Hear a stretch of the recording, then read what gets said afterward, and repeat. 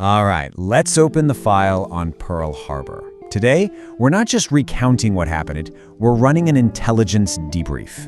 We're going to break down the critical failures that left us so vulnerable, and maybe more importantly, the strategic miscalculations that turned Japan's tactical triumph into a complete long-term disaster. Let's get started. 2,403. We have to start with that number. Let it sink in. That's how many American service members and civilians lost their lives that day. It's the human price tag of the failures we're about to dissect, and it's a number that changed America forever. I mean, picture it. It's a quiet Sunday morning in paradise. Then, out of a clear blue sky, hundreds of Japanese planes are suddenly overhead. For the people on the ground, it was just chaos. Bombs, bullets, complete and utter surprise. It was one of the most shocking moments this country has ever experienced. And the damage? My God, the damage was catastrophic. In less than 2 hours, the scale of destruction was just staggering. We're talking nearly 20 naval vessels hit, including 8 massive battleships, the very heart of our fleet. Over 300 of our airplanes just gone. The core of the U.S. Pacific Fleet was turned into a smoking graveyard. So this leads us to the big question, right? From an intelligence point of view, how in the world did this happen? How was America's strongest base in the entire Pacific left so wide open? This, right here, was our blind spot. Well, the answer really boils down to one single fatal assumption that infected our entire intelligence community. The thinking was, hey, Pearl Harbor is just too far away. We're talking 4,000 miles from Japan. There's just no way they could pull off a major attack from that distance. The whole idea was basically written off as impossible. So if we weren't looking at Hawaii, where were our eyes? Right here. All of our focus, our spies, our analysis, it was all aimed thousands of miles away at the South Pacific.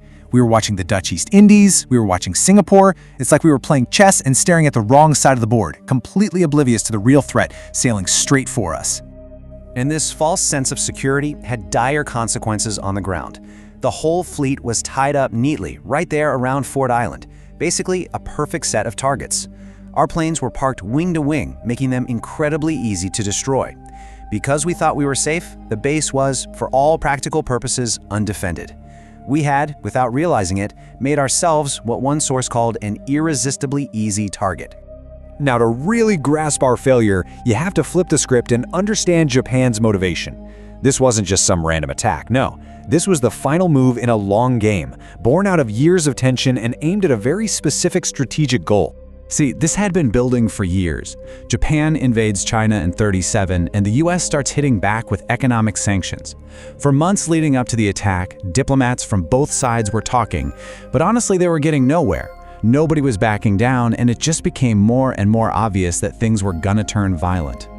And here's the real kicker. Those sanctions, especially the American embargo on oil, were supposed to pump the brakes on Japan's war machine. But they had the exact opposite effect. It just made Japan's leaders dig in their heels, more determined than ever to take the resources they needed by force. And that led them to a plan that was as simple as it was audacious. Step 1, take out the US Pacific Fleet in one surprise knockout punch. Step 2, that blow would keep us from fighting back for a good long while.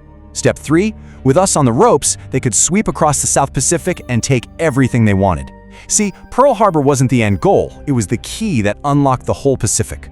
The attack was, without a doubt, a stunning tactical success. But, and this is a huge but, it was also a massive strategic failure for Japan. They won the battle in spectacular fashion, but the way they won it would ultimately cost them the entire war.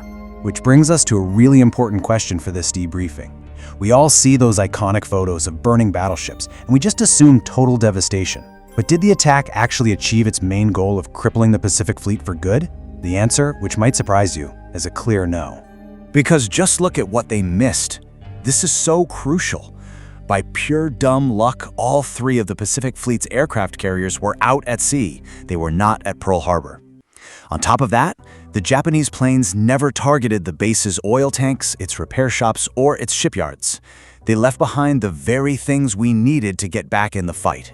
And this right here, this is the single most important insight of the entire event. Japan built its plan around an old way of thinking, that battleships were the key to naval power. But the game had already changed. By the 1940s, aircraft carriers were the new queens on the chessboard. So, Japan sank a lot of our battleships, but they completely missed our queens. So what does that all mean? It means because our carriers survived, and because we could still refuel and repair our ships, the US Navy got back on its feet with a speed that must have been absolutely shocking to Japan. Their tactical masterstroke was built on a deeply flawed strategy. It was a fatal mistake. And that leads us to the most profound and totally unintended consequence of the attack. Japan thought they could scare America, demoralize us. Instead, they awoke a sleeping giant. The very next day, President Roosevelt went before Congress and delivered these immortal words.